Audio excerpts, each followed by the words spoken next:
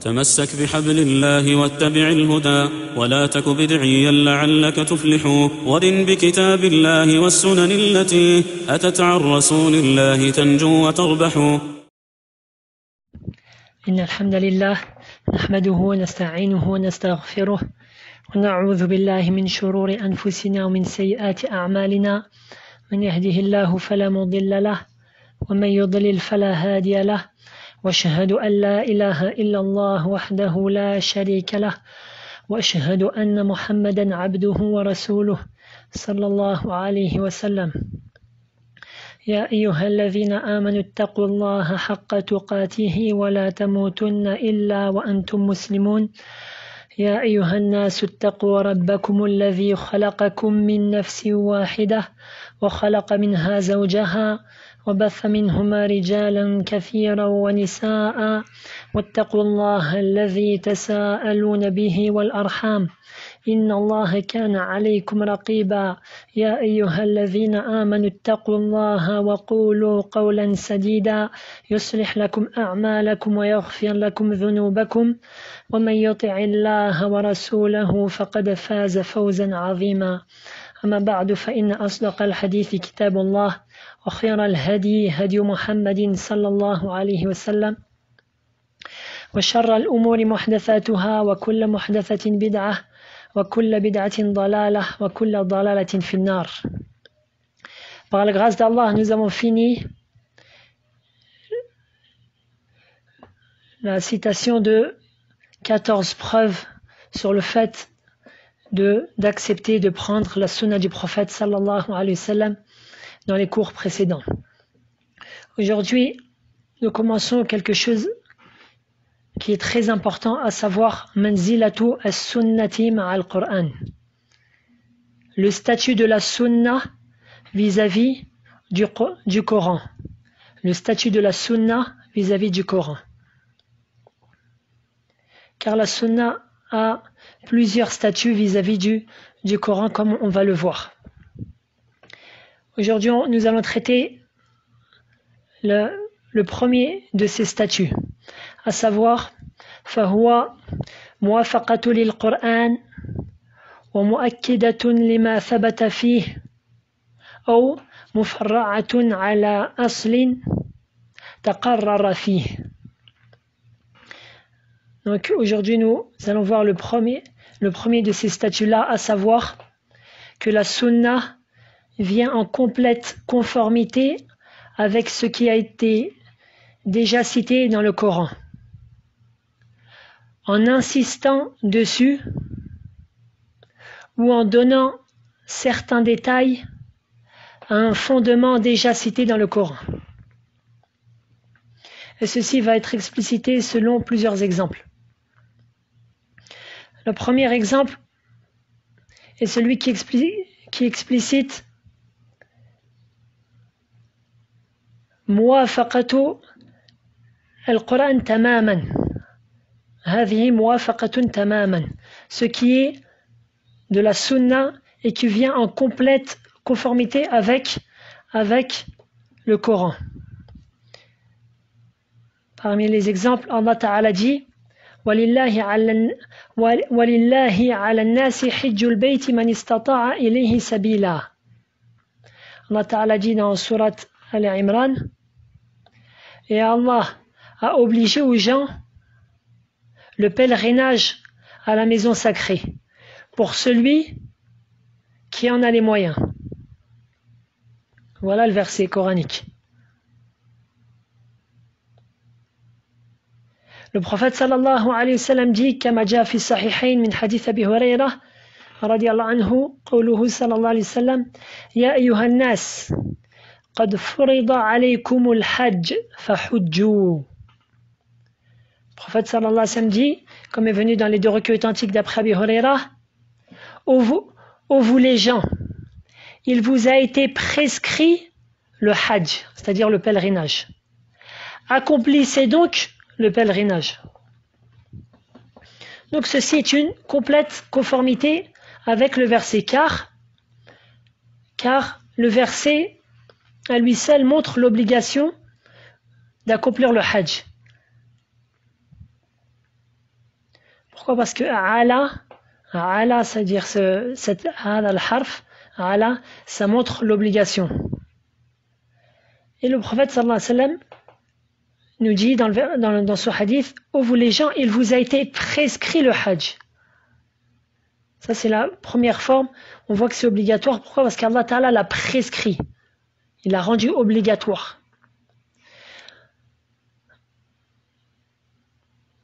Ensuite, alaykum, le ala comme j'ai dit, ceci montre encore une fois l'obligation. Ensuite, le prophète sallallahu alayhi wa sallam dit à la fin, fahujju, et ceci est un ordre. Or, l'ordre indique l'obligation. Un couplet, c'est donc le hajj. Je donne un autre exemple. Allah Ta'ala dit dans le Coran al-Karim, wa aqimu s-salah wa atu z-zakah. Et accomplissez la prière et donnez la zakat. Allah Ta'ala dit Ya ayyuhalladhina amanu kutiba alaykumus siyamu kama kutiba ala alladhina min qablikum la'allakum tattaqun. Ô vous les croyants, il vous a été prescrit le jeûne, tout comme il a été prescrit tout comme il a été prescrit à ceux qui étaient avant vous, afin que vous deveniez pieux. Allah Ta'ala dit, dans le verset que j'ai précité, l'obligation du hajj. Allah Ta'ala dit, Shahidallahu annahu la ilaha illa huwa wal malaikatu wa ulul ilm. Qa'iman bil qist. Allah Ta'ala dit, Allah atteste que nul ne mérite d'être adoré si ce n'est lui. Et témoigne de ceci aussi qui, ensuite Allah Ta'ala dit, les anges et les doués de science. Allah Ta'ala dit, Muhammadu Rasulullah. Muhammad est le messager d'Allah. Donc tout ça, c'est des choses qu'on trouve dans le Coran al-Karim. Et déjà est venu dans les deux recueils authentiques, d'après Abdullah ibn Omar ابن الخطاب رضي الله عنهما قال سمعت رسول الله صلى الله عليه وسلم يقول بني الإسلام على 5 شهادة أن لا إله إلا الله وأن محمدا عبده ورسوله وإقام الصلاة وإيتاء الزكاة وحج البيت وصوم رمضان. Donc le prophète sallallahu alayhi wa sallam dit dans ce hadith-là, l'islam a été bâti sur cinq piliers. L'attestation que nul ne mérite d'être adoré si ce n'est Allah et que Mohammed est son serviteur et messager. Le fait d'accomplir la prière, de donner la zakat, d'accomplir le hajj et de jeûner le ramadan.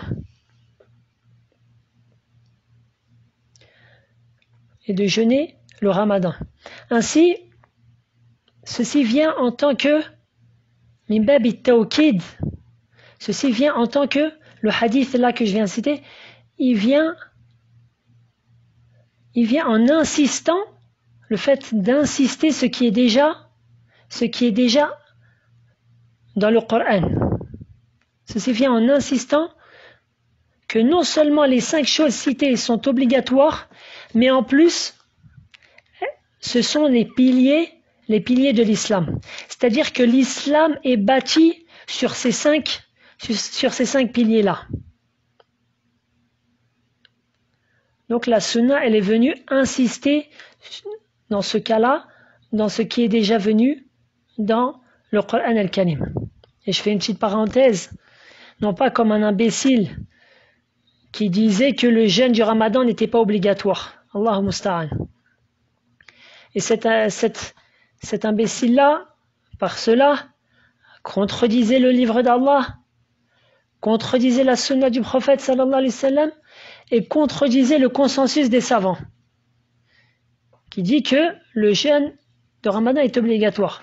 Puis quand il lui a été dit comment méconnais-tu que le jeûne du Ramadan est obligatoire alors que c'est un pilier de l'islam? Qu'est-ce qu'il répondit? Il dit oui, c'est un pilier, mais c'est pas une obligation. Subhanallah. Regarde comment l'ignorance fait dire dans la bouche des ignorants des choses inimaginables. Et la réponse, comme vous l'avez compris, est que le pilier est non seulement obligatoire, mais cela signifie que l'islam entier repose sur ces cinq piliers-là. Et la règle dit kullu ruknin fahuwa fard wa laysa kullu fardin ruknan. C'est-à-dire que chaque pilier de l'islam est une obligation, mais ce n'est pas chaque obligation qui est un pilier de l'islam. Les obligations de l'islam, elles sont nombreuses. Par exemple, il est obligatoire, par exemple, en islam, d'accomplir la umrah une fois dans sa vie, le petit pèlerinage. Mais ceci n'est pas un pilier. Il est obligatoire de faire les grandes ablutions après avoir eu un rapport charnel, ou pour la femme après avoir eu ses menstrues ou ses lochis. Mais ceci n'est pas un pilier de l'islam. Le fait d'être bon envers les parents, c'est une obligation, mais ceci n'est pas un pilier de l'islam. Et beaucoup d'autres choses. Donc, pour revenir au statut de la sunna vis-à-vis du Coran, donc on a vu, premièrement, il est sous 3 phases. La première, c'est que le hadith vient en complète conformité avec certains versets du Coran, on a vu cela. Deuxièmement, au deuxième sous-paragraphe, si on peut le dire ça, comme ça, 1, 2.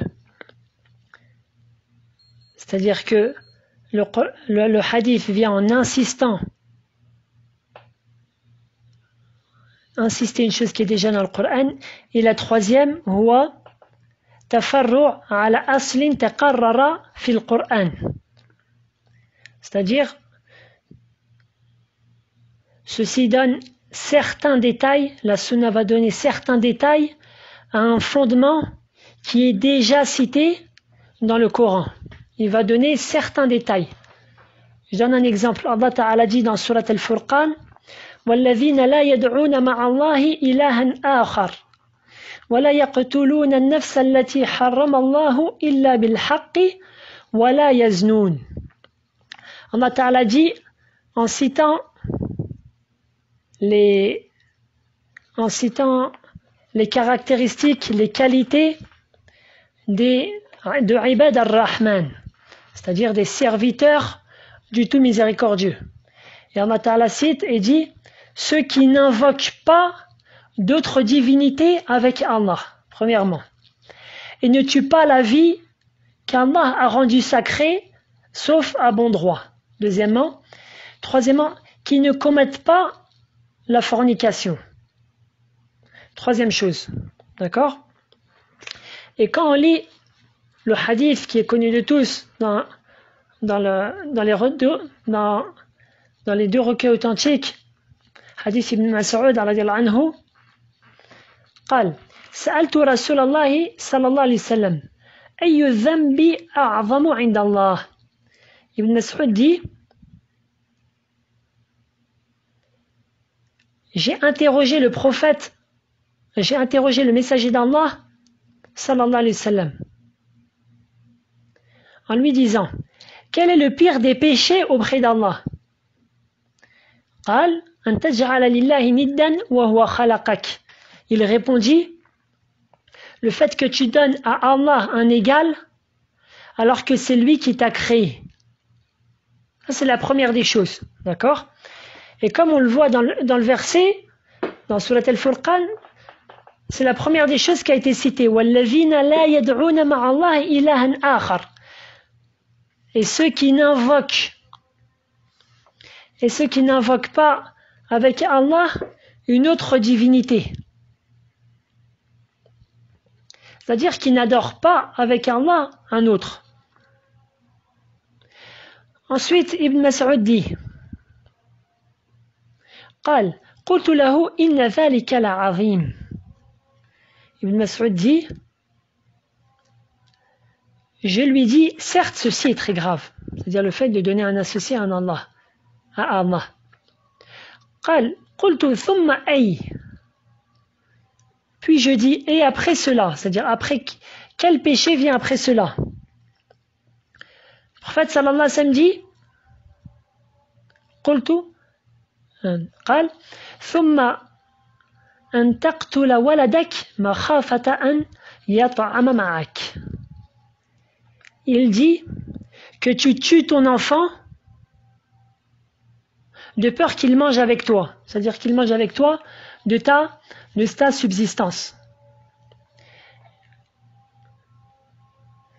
Et quand on revient dans le verset Surat Al-Furqan, Allah Ta'ala dit quoi après l'association? Allah Ta'ala dit وَالَّذِينَ لَا يَقْتُلُونَ النَّفْسَ الَّتِي حَرَّمَ اللَّهُ إِلَّا بِالْحَقِّ. Donc la deuxième chose qu'Allah Ta'ala a cité après le shirk, c'est le fait qu'ils ne commettent pas et ceux qui ne tuent pas la vie qu'Allah a rendue sacrée, sauf à bon droit. Et Allah Ta'ala il dit dans Surat Al-An'am, وَلَا تَقْتُلُوا أَوْلَادَكُمْ مِنْ إِمْلَاقٍ نَحْنُ نَرْزُقُكُمْ وَإِيَّاهُمْ. Et ne tuez pas vos enfants pour cause de pauvreté. Nous vous nourrissons tout comme eux. Pourquoi? Parce que certaines personnes, pourquoi ils tuent leurs enfants? Ils ont peur de leur accorder leur subsistance. Ils se disent, oui, j'ai pas les moyens d'avoir un enfant, comment je vais faire pour le nourrir, comment je vais faire pour l'habiller, comment je vais faire pour lui acheter ses chaussures, ses je ne sais quoi. Alors, il tue son enfant. Et à notre époque, ce qui est connu sous l'avortement. Or, l'avortement est formellement interdit. Surtout si l'avortement est après 4 mois, alors c'est encore plus interdit. Donc on voit que le hadith, il va dans l'ordre des versets dans Surat Al-Furqan, en conformité avec. Ensuite, Ibn Mas'ud dit, قال قلت ثم أي قال ثم أن تزاني حليلة جارك. Ibn Mas'ud dit, et après cela, c'est-à-dire et après le fait de donner à Allah des associés et le fait de tuer ton enfant, c'est-à-dire le fait de donner à Allah un associé, c'est le pire des péchés. Ensuite vient le meurtre. Et après cela, Ibn Mas'ud dit, et Allah Ta'ala il dit bien dans le verset subhanallah, nahnu narzuqukum, je fais une petite parenthèse, nahnu narzuqukum wa iyyahum. C'est nous qui vous nourrissons, qui vous apportons votre subsistance, ainsi qu'à eux. C'est-à-dire, à la base, ceci est une mauvaise opinion d'Allah Azza wa Jal. Si tu aurais eu la vraie foi, la foi complète, qu'Allah Azza wa Jal, c'est lui le Seigneur de l'univers, et que c'est lui qui donne la vie et donne la mort, et c'est lui qui donne la subsistance à ses créatures, alors la personne en question n'aurait pas tué son enfant. Mais lorsque la foi est faible, alors elle pense du mal. Elle pense du mal et elle n'a pas un bon espoir vis-à-vis d'Allah Azza wa Jal, une bonne pensée vis-à-vis d'Allah Ta'ala. Et elle oublie que c'est Allah Ta'ala qui donne la subsistance, alors elle tue son enfant de peur qu'il mange avec lui. Et ainsi, il a regroupé le péché d'avoir eu une mauvaise pensée d'Allah Ta'ala et le péché du meurtre. Qu'Allah nous en préserve. Donc Ibn Mas'ud dit ensuite, je dis, et après cela, il dit que tu fasses la fornication avec la femme de ton voisin. Or, dans le verset dans Surat Al-Furqan, Allah Ta'ala dit, Wala yaznoun. Wala yaznoun. Et ils ne commettent pas de fornication. Donc tu vois que dans ce hadith-là, il a donné certains détails d'un fondement qui était déjà cité dans le Coran. Dans le Coran, Allah Ta'ala, il a dit Wala yaznoun, c'est-à-dire que il ne pratique pas la fornication avec quiconque. Et dans le hadith, le prophète sallallahu alayhi wa sallam accentue le fait que la fornication avec la femme du voisin est pire. Ainsi, l'interdiction de la fornication est clairement établie dans le livre d'Allah. Et ce hadith indique que parmi les pires formes de fornication, le fait de pratiquer cela avec la femme de son voisin. Et ce, pour deux principales raisons. La première est que le voisin a un grand droit sur son voisin. Et le fait de forniquer avec sa femme est un violement à son droit. Et au lieu d'être généreux avec lui et bon, tu as été injuste. Est venu dans les deux recueils authentiques, d'après Abi Huraira, la parole du prophète sallallahu alayhi wa sallam, Man kana yu'minu billahi wal yawmil akhir, falyukrim jarah. Celui qui croit en Allah et au jour dernier, qu'il soit généreux envers son voisin. Et dans une version, Man kana yu'minu billahi wal yawmil akhir, falyuhsin ila jarih. Que celui qui croit en Allah et au jour dernier, qu'il soit bon envers son voisin. Et dans une version, Man kana yu'minu billahi wal yawmil akhir, fala yu'dhi jarah. Que celui qui croit en Allah et au jour dernier ne soit pas néfaste, qu'il ne dérange pas son voisin.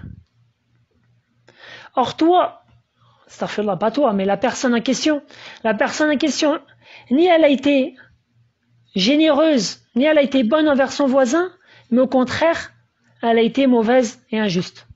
Et la deuxième cause est que cela est une forme de khida'. Ceci est une forme de tromperie envers le voisin. Étant donné qu'il est venu habiter à côté de chez toi car il avait bon espoir de vivre une vie paisible dans ce voisinage. Une vie paisible, une vie heureuse. Et forniquer avec sa femme est une forme de khida', de riche, de tromperie et de tricherie envers lui. Car il te faisait confiance et toi, tu l'as trompé. Nas'alallaha as-salamata wa la'afiyah. Donc voilà la troisième sous-partie, à savoir que la sunna vient citer certains détails à un fondement déjà cité dans le Coran. Donc je me limiterai à cela car ceci sont des cours, c'est-à-dire vraiment ce sont des vrais cours de science, dans le sens où ce ne sont pas des exhortations ou juste des rappels, ce sont des vrais cours de science. Et j'ai peur que ça soit un peu lourd pour certains et ça demande à être digéré, à être bien compris. Donc on avance petit à petit. Mais ce sont des choses qui sont essentielles à connaître. Et ensuite, la personne, même si plus tard elle apprend la langue arabe, alors c'est des choses, des ma'aloumat, des informations qui ne changent pas. C'est-à-dire dans le sens où tu vas apprendre l'arabe dans l'arabe demain, tu vas trouver, c'est-à-dire les mêmes informations. Si ce n'est que tu pourras les lire directement en arabe. Tu n'auras pas besoin de tout recommencer dans le sens de tout réapprendre, non. Ce sont des informations qui te seront déjà, que tu auras déjà acquises. Mais iznillah. Je voulais, avant de finir, préciser deux choses quant au cours d'hier. Car je me suis rendu compte que ma langue a fourché. J'ai écrit cela sur le canal, mais je reprécise. Dans la législation, j'ai dit hier, dans la législation révélée à Adam, alayhi salatu salam, sa femme donc enfantait d'une même grossesse, un garçon et une fille. Et ce garçon-là n'avait pas le droit de se marier avec cette fille-là de la même grossesse. Puis Hawa, la femme de Adam, enfantait un garçon et une fille dans une même grossesse. Alors ce garçon-là, le deuxième garçon, pouvait se marier avec la fille d'une autre grossesse. La fille d'une autre grossesse. Et ça, c'est une bonne chose à savoir. Pourquoi? Parce qu'il y a en cela la réponse à une ambiguïté. Comme je l'ai pu l'entendre d'une personne qui avait apostasé, d'un apostat, qui a apostasié. Lorsqu'il est arrivé en France, il a délaissé, il a abandonné l'islam. Il disait, si nous sommes les descendants d'Adam, alors c'est que nous sommes mariés entre frères et sœurs. La réponse est celle-ci, à savoir que la législation d'un prophète à un autre peut différer. Et la législation qui a été donnée à Adam est celle que j'ai pré-expliquée. Et ceci était juste le temps entre Adam et Hawa, les premiers enfants de Adam et Hawa. Ensuite, il a été interdit de se marier entre frères et sœurs. Et ensuite, j'ai dit par exemple encore qu'il était permis de se marier avec deux sœurs, c'est-à-dire de prendre deux femmes pour épouses qui sont deux sœurs à la législation en réalité de Ya'qub. Ya'qub qui est le père de Youssouf. Car hier, ma langue a eu un lapsus, c'est-à-dire ma langue a fourché, j'ai dit Younous. Non, c'est dans la législation de Ya'qub. Et c'est ainsi que Ya'qub, il avait deux femmes qui étaient deux sœurs. Et à travers elles, il a eu ses enfants. Donc ça, c'était la petite chose que je voulais signaler du cours d'hier. De plus, je voulais réexpliquer une faïda, une leçon à prendre du verset que j'ai cité hier, parce que j'ai eu peur que j'ai pas cité correct, c'est-à-dire c'était pas assez explicite, donc je répète. Du verset قوله تعالى ما كان محمد آباء أحد من رجالكم ولكن رسول الله وخاتم النبيين. Donc Allah Ta'ala dit, Mohammed n'a jamais été le père de l'un de vos hommes, mais le messager d'Allah est le dernier des prophètes. Maintenant, la beauté du verset, et c'est-à-dire la rhétorique du verset, la force du verset, c'est qu'Allah Ta'ala dit que Mohammed est le messager d'Allah. Et ensuite il dit, est le sceau des prophètes, et le dernier des prophètes. Et il n'a pas dit est le dernier des messagers. Pourquoi? Car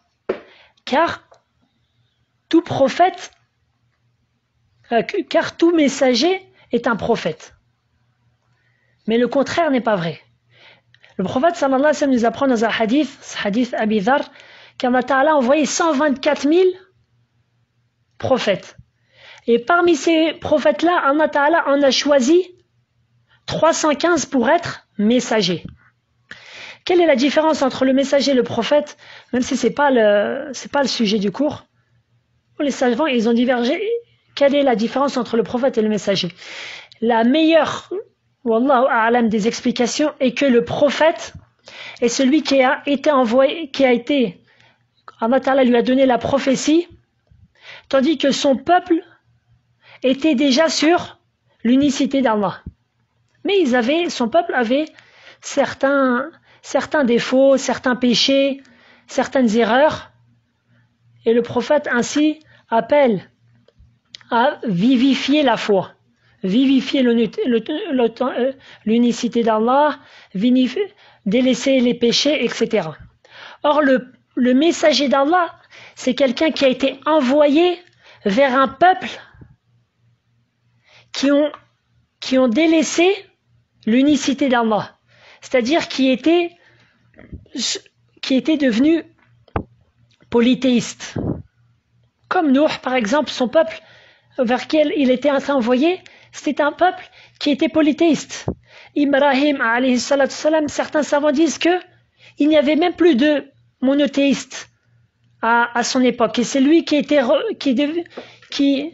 Allah Ta'ala a fait un prophète et messager, et c'était lui le seul monothéiste sur la terre. Puis ensuite, bien sûr, il a appelé les gens vers le monothéisme, et il a eu des gens qui l'ont suivi.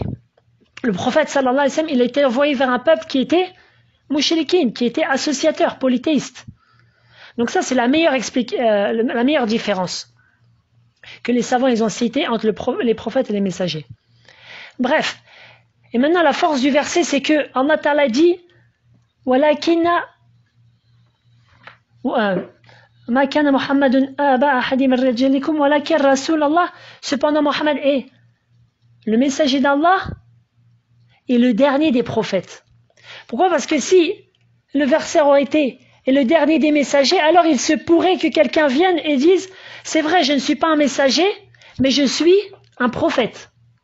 Or non, Allah Ta'ala a fermé la porte et a dit Walakin Rasulallah, c'est un messager d'Allah et c'est le dernier des prophètes. Voyez-vous, Allah Ta'ala a fermé la porte. Et le prophète sallallahu alayhi wa sallam dit dans le hadith, comme est venu dans Silsila Sahiha, Wa inni khatamun nabiyyin la nabiyya ba'di. Et je suis le dernier des prophètes, pas de prophète après moi. Et il y a en ceci le consensus des savants. Le fait que le prophète sallallahu alayhi wa sallam est le dernier des prophètes et des messagers, il y a en ceci le consensus des savants. De sorte que l'imam Abu Hanifa et son compagnon Abu Yusuf al-Ansari, rahimahumullah, ils voyaient que s'il y a une personne qui prétend la prophétie, فَمَنْ طَلَبَ مِنْهُ عَلَامَةً عَلَى ذَلِكَ كَفَرَ. Si quelqu'un prétend la prophétie, puis vient vers un musulman et lui dit je suis prophète. Si le musulman en question lui demande montre-moi un signe comme quoi tu es prophète, montre-moi un prodige, un miracle comme quoi tu es un prophète, alors ce musulman mécroit et sort de l'islam. قال Abu Yusuf dit إذا خرج متنبئ وادعى النبوة فمن طلب منه الحجة يكفر لأنه أنكر الناس وكذلك لو شك فيه. Abu Yusuf al-Ansari qui est le madhab de l'imam Abi Hanifa, il tourne entre trois personnes. Abu Hanifa, c'est le premier et le plus important, et les deux autres, c'est Mohammed ibn al-Hassan et Abu Yusuf al-Ansari. Abu Yusuf dit, si une personne sort et il se prétend prophète, celui qui lui demande un argument comme quoi il est prophète, il mécroit. Car ce dernier a renié le texte. Il a renié les textes qui montrent que le prophète sallallahu alayhi wa sallam est le dernier des prophètes et messagers. De même, il mécroit s'il doute en cela, c'est-à-dire si quelqu'un il doute, il dit peut-être qu'un tel est un prophète, peut-être qu'il ne l'est pas, il doute en cela, il mécroit qu'Allah nous en préserve. C'est pour ça que les savants sont unanimes pour dire que Al-Qadiyaniyya, cette secte qui prétendent que Ghulam Ahmad Al-Qadiyani est un prophète, ce sont des mécréants. Il n'est pas permis de se marier avec eux, ni de prier derrière eux, ni de manger leur viande. Car ils ont prétendu que Ghulam Ahmad était un prophète, qu'Allah nous en préserve. والله أعلى وأعلم وصلى الله وسلم على نبينا محمد وعلى آله وصحبه أجمعين سبحانك اللهم بحمدك أشهد أن لا إله إلا أنت أستغفرك وأتوب إليك. On continue demain, Inch'Allah.